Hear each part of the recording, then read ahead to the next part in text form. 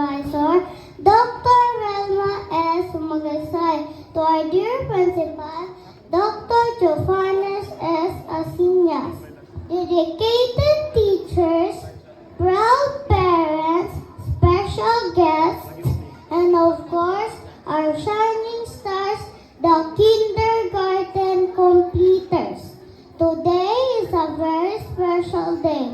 It is not just a ceremony, but a celebration of small steps that became big achievements, from learning how to hold a pencil to reading simple words to making new friends.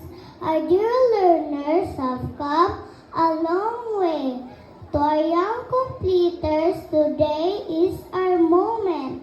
We may be small, but our dreams are big.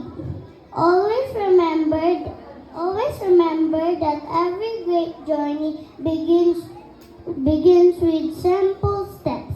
And today we are taking one step closer to our dreams. To our parents and guardians, this milestone would not have been possible without your love, patience, and support. You are the first teachers of these children. Your guidance continues to shape our future. To our teachers, thank you for your dedication, care, and commitment in nurturing not only the minds but also the hearts of these learners. Your efforts truly make a difference.